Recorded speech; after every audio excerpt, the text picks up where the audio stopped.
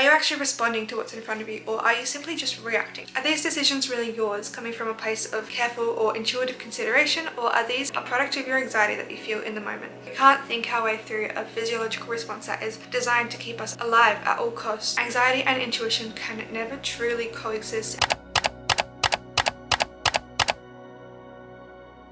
If the algorithm brought you here, chances are there might be something in this video that will resonate with you. I just wanted to preface this video by saying that I am in no way, shape or form trying to undermine or diminish the experiences of people with a recognized anxiety disorder or anyone whose life is impacted by anxiety at all. To an extent, we all feel anxiety, and it is a totally normal and totally valid response to many of the happenings of our world that we live in today. But I also truly believe that each person is inherently deeply intuitive, and that our westernized approaches toward decision making and logicality have removed us and tried to criticize us when we try to lean onto our more innate knowing and our intuition. And I know it's not just me that thinks this way. The whole field of psychology is beginning to expand in such incredible ways to deeper understand just every part of what makes up our human experience. And as much as we can definitely say that there's a big scientific component to the way that we think and the way that we go about the world, there are also things that cannot always be explained and aren't directly resulting from the ways that our brains operate neurally. This is the kind of direction and some of the things that I'm going to talk more about in the rest of this video. Here's my extensive list of qualifications to talk on this subject. I'm one subject off of my Bachelor of Psychology degree, which is crazy, nearly done but not done yet, to a history of sporadic involvement in random spiritual practices over the years, whether that be like yoga and crystals and meditation and tarot and just spiritual books, spiritual videos, spiritual lessons, anything that I thought would kind of help me in those moments. 3 enough coincidences or synchronicities that have made me wholeheartedly believe that I need to trust my intuition above else, and that everything is kind of happening for a greater reason, even if we can't explain why in the said moment. 4, the fact that I got so hyperfixated on this topic and fell into a whole rabbit hole of research and scholarly articles, even though I'm not currently studying and nobody is forcing me to do this at all. So yes, as you can tell, not heaps, just a little bit of life experience paired with a little bit of actual learning and research. So take what resonates with you and leave what doesn't, but I truly do believe that this is an important conversation to be had and that there is something to learn in here for everybody. Something that I'm really passionate about and interested in is the intersection of modern psychology and all the new techniques and knowings and technology that we've been able to acquire with the less clinical, more traditional, sacred, natural, innate ways of knowing that have been present in human beings for generations, and just the different ways of operating and seeing our world and acquiring knowledge that comes so naturally to different cultures all around the world, past and present. The things that the West may immediately discount as lesser than simply because they're not being documented in the same rational ways, whatever that means. For example, I mean the connections to nature, to ancestors, to music, to creation, to the lands, and just to coexistence in general. Someone who has explored this really well, in my opinion, is Clarissa Pinkola Estes, who is the author of Women Who Run with the Wolves. I'm sure that if you're watching this, you've probably heard of or maybe even read this book. It's become a bestseller and extremely widespread globally and has been translated into a bunch of different languages, and I definitely recommend you read it, especially for women. The book explores different aspects of the feminine psyche through myths and stories and archetypes that are passed down generationally from different cultures, and while there definitely are criticisms to her work, as there is with anything that isn't just clear-cut black and white thinking, I think it's a really great introduction just for the general population about Jungian psychology and perhaps some unconscious, subconscious features of your mind, and more importantly, the conditioning that we've unknowingly undergone as women to fit into these patriarchal structures that exist in our Western society. Every woman will be able to find parts of herself and her experience in this world through this book, even if she doesn't necessarily resonate with others. Now, my reason for bringing up this book is because I think it does a good job of opening up the conversation about how our instinctive and our intuitive natures come about and how they are suppressed just as quickly. It puts into somewhat digestible words and demonstrates example of the explicit and the implicit spiritual learnings that are inherent to so many indigenous and anti-colonialist perspectives that we're not necessarily exposed to as much now. The more you look into it, the more you start to realize just how much the Western perspective diminishes knowing in the sense that is not visibly or immediately logical. This is an important point to start this conversation on because studies have shown that Western cultures conceptualize knowledge acquisition differently to Eastern cultures, and chances are if you're watching this, you are living in a westernized nation. This is more or less the nature versus nurture debate. Is how we see the world impacted more so by our innate nature, or rather our environment and specific learnings that we encounter throughout our lives? Is our intuition impacted more by our gut feelings, our inner guidance, or through learnings that originate from our unique combination of experiences in this world, good or bad? And this is a question to ponder as you take in and watch the rest of this video. Now let's touch on anxiety separately before we compare the two. What anxiety as we know it essentially is at its core is a persistent heightened sympathetic response. Our fight or flight mechanism is there to protect us in case of danger, and of course is so important to have and is totally normal and especially evolutionarily has helped us survive, but it does become a problem when it starts overreacting to stimuli that doesn't necessarily need that level of response. I do want to emphasize that anxiety itself is not indicative of a mental illness or a disease or anything like this, and it's only problematic if it starts to interfere with your day-to-day life significantly. You may have heard recently that we're in an anxiety epidemic, and while it might seem that way at times, I definitely disagree in calling it an epidemic, because I think the increased anxiety that we might be feeling at the moment is a totally normal and totally justified response to how much change and uncertainty we're currently undergoing in the 21st century. I read this book a few years ago and I don't have a physical copy anymore, but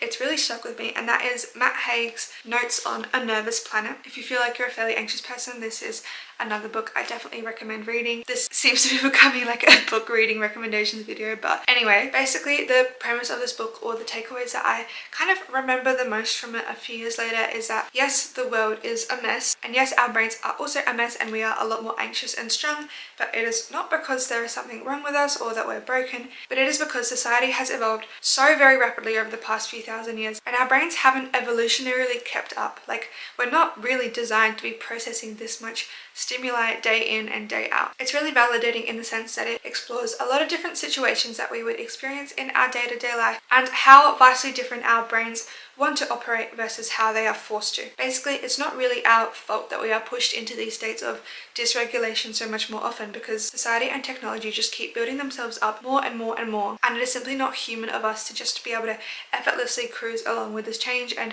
there will be challenges that come about as we have to adapt to new things. So we've established that dysregulation to some extent is unavoidable in the world that we live now. That's just the way it's become, and that's just the way I imagine it's going to keep on becoming in the future. Our nervous systems are constantly battling a plethora of input, of stimuli, of change, and having to determine what is valuable and necessary information versus what is just thrown at us. I'm looking at my notes right now, but Harvard professor of psychology David Rosmarin believes and said that it is intolerance of uncertainty that causes anxiety. And personally for me, this is true in basically every single case of anxiety I've experienced, whether it be quite mild or like a full-blown panic attack. Think about the times that you've personally been most anxious in your life. Maybe you've needed to make a big decision, or there was changes happening that you couldn't control or predict. Maybe you weren't certain of the outcome of something, or maybe you were just feeling fear towards something in particular and you were uncertain how to manage that fear, or where it might be coming from, or if it's valid, or if it'll just go away, or how long it'll last. Constantly living in a state of uncertainty, as we all are, and therefore experiencing some sense of inner turmoil quite frequently can cause our sympathetic and parasympathetic nervous systems to become dysregulated, for your sympathetic nervous system to become overreactive and sensitive and hypervigilant, which kind of fuels the basis for chronic anxiety disorders. A dysregulated nervous system can also affect so many other parts of your body and mind, including your prefrontal cortex, which is your primary center for reasoning and decision making. Therefore, if we think about this, when we're making our decisions or forming conclusions from an anxious or a heightened state, are we really taking the best source of action for ourselves? Are these decisions really yours, coming from a place of careful or intuitive consideration, or are these a product of your anxiety that you feel in the moment? Are you actually responding to what's in front of you, or are you simply just reacting? When we feel anxious, we spend so much energy ruminating in our own thoughts and attempting to intellectualize what is essentially a sympathetic response that happens in the body that also fully clouds our inner judgment. I'm going to emphasize this in a different way. The decisions we make whilst in a heightened anxious state can never truly be reflective of our true reality or our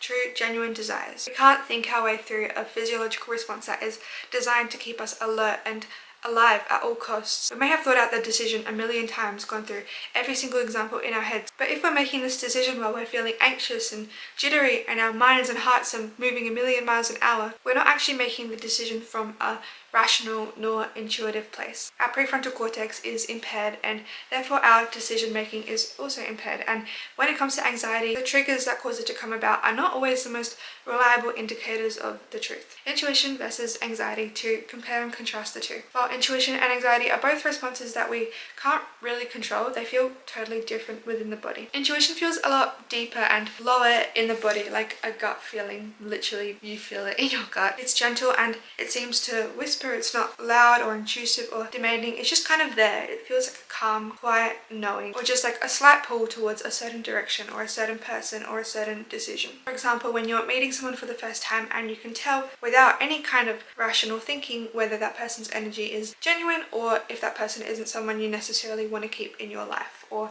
when you feel inexplicably drawn to a certain place or a book or a feeling or a person or a destination. Anxiety can also feel and kind of come about spontaneously, but it's felt a lot higher up in the body towards your chest, and it can make you feel all fluttery and jittery and just like uncomfortable. It feels demanding and frantic and as if you have to kind of act immediately upon it to feel relief from it, and it can lead to very impulsive decisions that are rooted in fear, like cancelling plans or cancelling a date, or kind of thinking of the worst case scenarios in your head because someone hasn't messaged you back for a few hours, or overthinking a small comment someone made in passing, or not going somewhere because you're scared of what somebody might think of you. Intuition feels calm and quiet and peaceful, whereas anxiety is kind of the opposite. Because intuition is so difficult to research and so difficult to properly describe, it inherently has a spiritual component to it and is present in some form or some way in every single religious or spiritual belief system cross-culturally. Psychologists are beginning to recognize this more and more, and there is an increasing amount of research published on the idea and more progress in trying to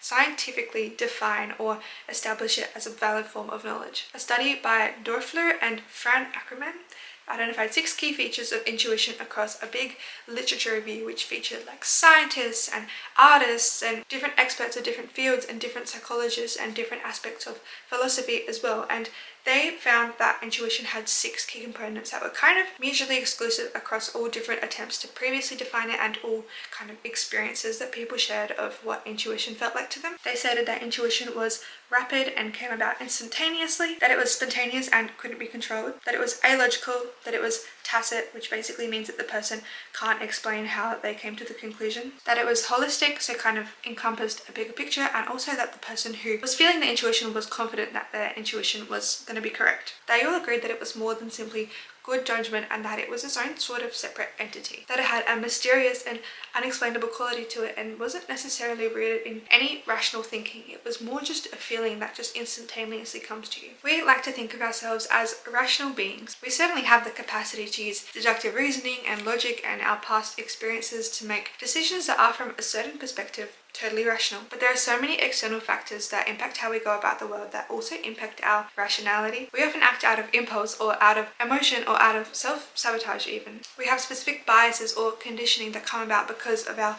nurture or our own personal experiences in the world. 2 people might experience the exact same situation but have 2 completely different reactions to it that are both seen as rational. So what makes intuition any less reputable as a source of knowing or a source of understanding? Though we might try to make the effort to live rationally and to live our lives based on logic and clear reasoning, the reasoning is going to be so different for every single person. So what makes any one person's reasoning in a day-to-day situation, of course, any more important or any more valid than others? Nothing. Now, to touch on trauma, this is especially true for anyone who has experienced some sort of trauma in their lives, which is all of us to some extent, but I'm talking more so about the people who have experienced something very highly traumatic, because it often does really impact the way that people see and experience and interact with the world around them. When past traumas are left unresolved, the rationality of one's decisions becomes centered around those past traumas and kind of avoiding the same situation from happening again, or avoiding those feelings of discomfort or fear or danger even. So the decisions about the future are subconsciously quite strongly impacted by what has happened in the past. Trauma responses can be attributed with hypervigilance, dissociation, and of course diminished perspectives on the self and of others, and also a loss of just trust in your own self and trust in your own intuitive knowing. Of course, decisions by someone who has experienced a highly traumatic event might look completely different to somebody that hasn't, and I'm sure we've all experienced this at some point in our lives, and if we haven't, it's probably because we haven't been able to properly notice it yet, because all of this happens quite subconsciously. From the point of rationality, each of these decisions are rational based on the person's own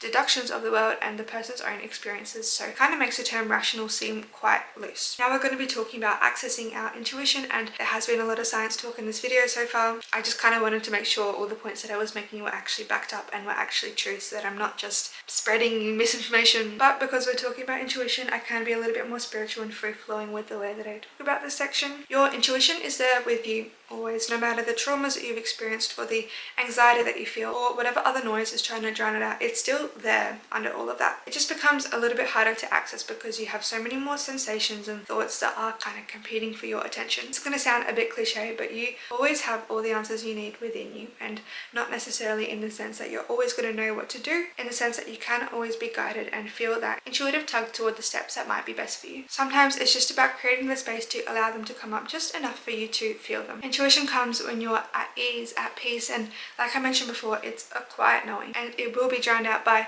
an overactive, overthinking mind, by anxiety, because anxiety is just so much more loud and demanding. It takes time to build up the ability to truly take in what your intuitive self is trying to tell you, and of course also to learn to trust yourself, to be able to actually trust your intuitive self. And whether or not what we're feeling is coming from an anxious or irrational place based on past traumas and past triggers, or if it's genuinely our intuition trying to pull us a certain way. Learning to become more attuned and aware of our different bodily sensations without immediately reacting to them is a really good first step. And of course, it's something that we should all strive towards, getting to know ourselves and our bodies more. You'll hear that when a lot of people experience their first panic attack, they genuinely think that they're dying, and they think that they're having a heart attack, because the physical sensation of anxiety can be extremely painful and extremely debilitating and so foreign when you haven't experienced it before. And a lot of what helps people with frequent panic attacks is just understanding and knowing that in the moment what they're feeling isn't something that's going to kill them, but it's rather because of their anxiety. So you're able to calm yourself down a lot more and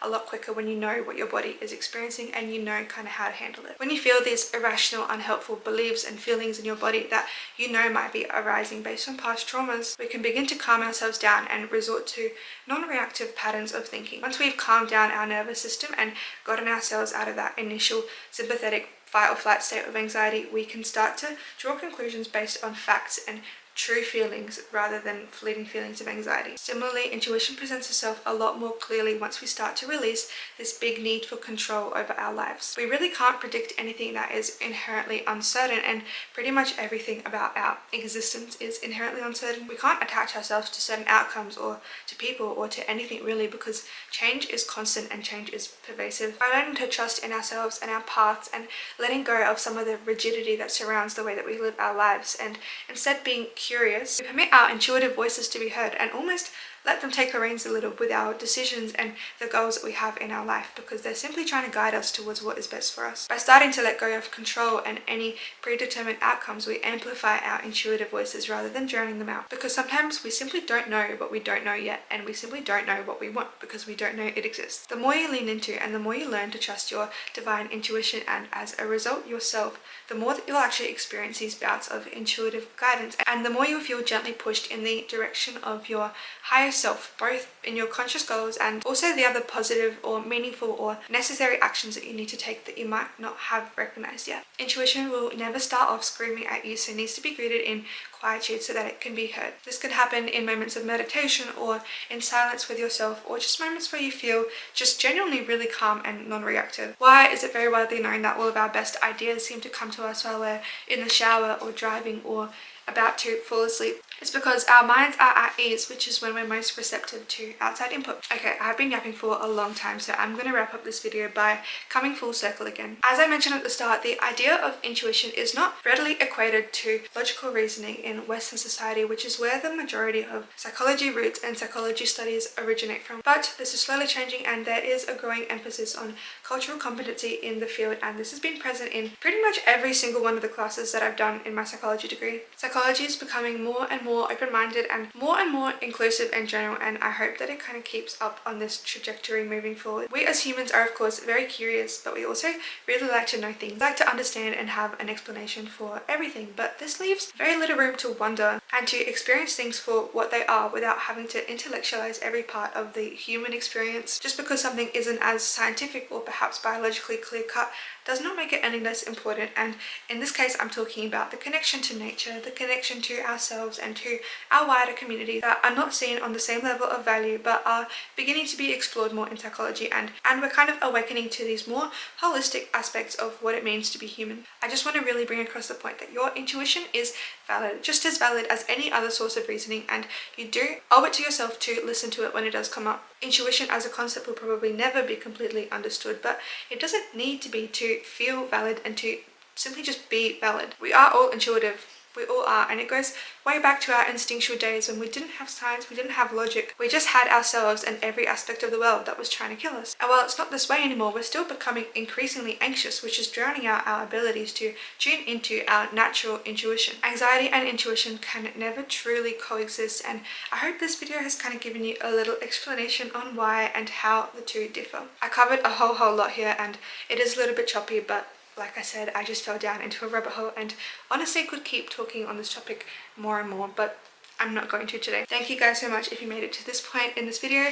Thank you for listening to me yap. If you found anything in this video informative, or if you learned something or took any value away from this video, I would love to hear about it, or any other opinions you might have on this topic in the comments. And I do hope that you support my channel and like and subscribe if you did enjoy. Like I said, everyone seems to have an opinion on how we should live or what we should listen to, but I think at the end of the day, the only voice that we can truly ever trust to be truly ours is our own intuitive self, and only we have experienced life through our specific set of eyes and experiences and our own body, and we know our bodies better than anybody else. Thank you for watching, and thank you for listening again. I'll see you guys in another video very soon.